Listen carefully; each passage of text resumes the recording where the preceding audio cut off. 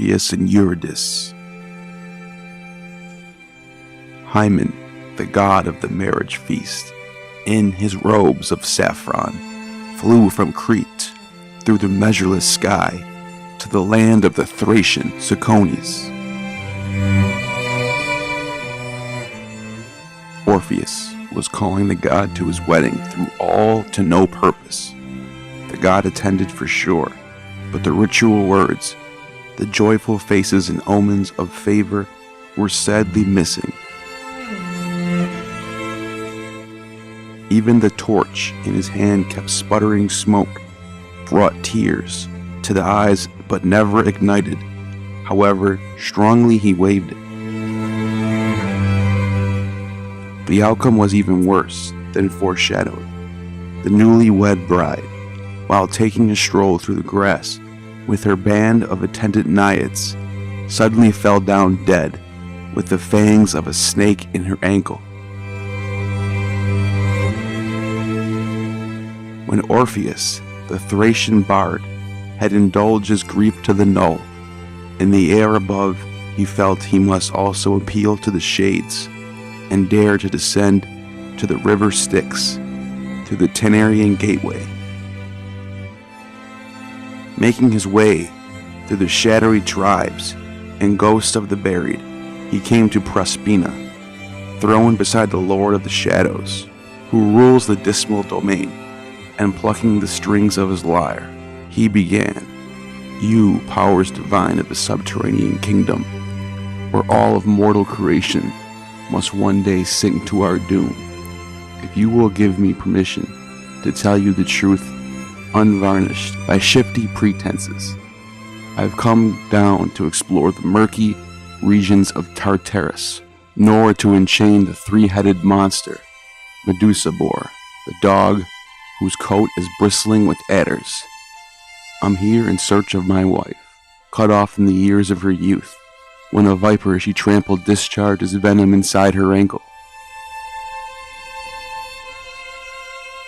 I'd hoped to be able to bear my loss and confess that I tried, but love was too strong. The god is well known in the world above, and I wonder whether you know him here. I divine that you do.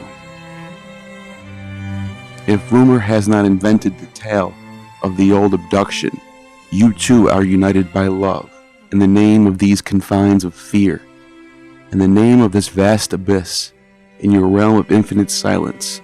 I, Orpheus, implore you, unravel the web of my dear Eurydice, early passing.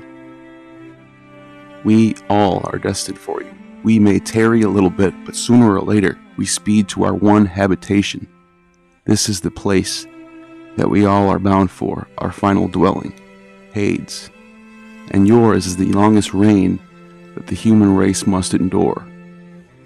Eurydice, too, when her due of years has been ripely completed, shall own your sway. Till then, I beg you to let me enjoy her. If fate forbids you to show my wife any mercy, I'll never return from Hades myself. You may join in the deaths of us both."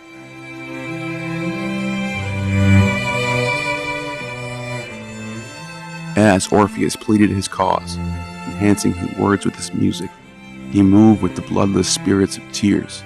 For a moment Tantalus seized to clutch at the fleeting pool. Ixion's wheel was spellbound. The vultures halted their pecking at Tydeus' liver. The Daenids dropped their urns and Sisyphus sat on his boulder. The Furies' hearts were assogged by the song, and story goes that they wept real tears for the first time.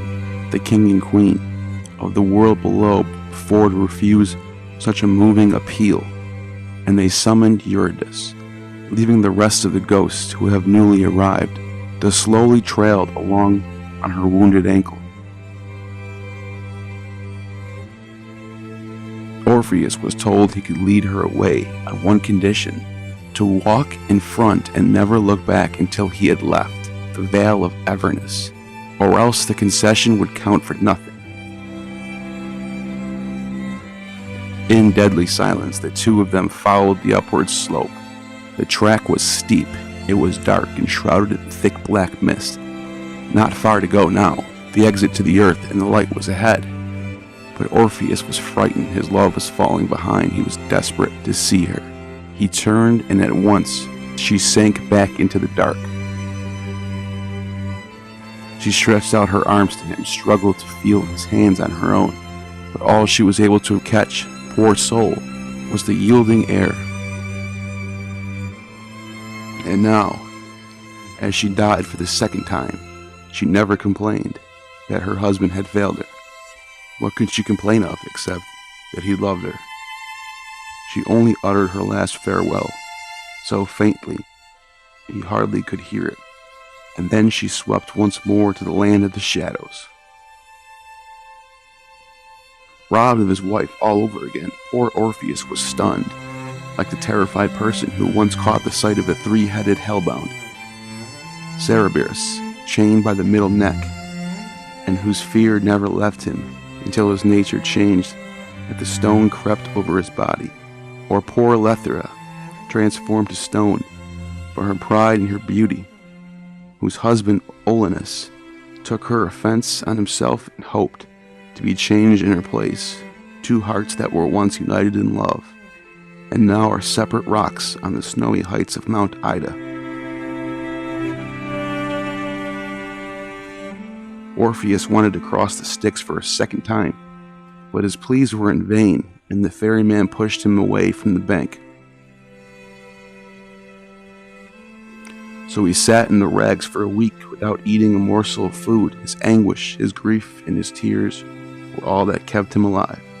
Cursing the gods for the dark and cruel unkindness, he finally took himself back to Rhodope's heights, and so wincept Hymus.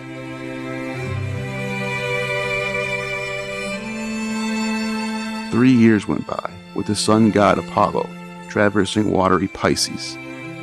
To mark their ending, Orpheus now would have nothing to do with the love of woman, perhaps because of his fortune in love, or he may be plighted his troth forever, but scores of women were burning to sleep with the bard and suffered the pain of rejection.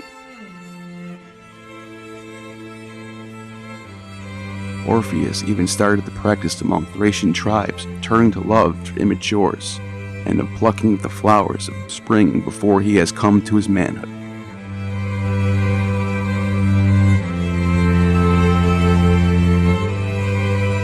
In summary, what we have here is a romantic tragedy of Orpheus, the poet bard, demigod, who later becomes a follower of Dionysus. The Orpheus mysteries are tied together in this way. This is from Ovid, Metamorphoses.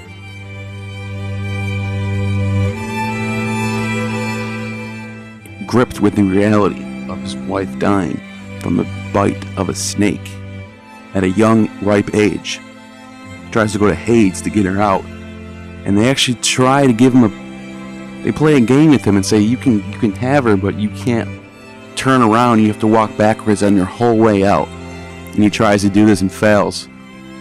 And that's it. It just ends like that.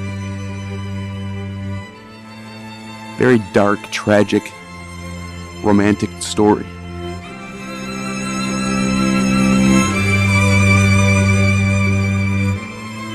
Let me know what you think about this in the comment section. Like and subscribe, and I'll see you later.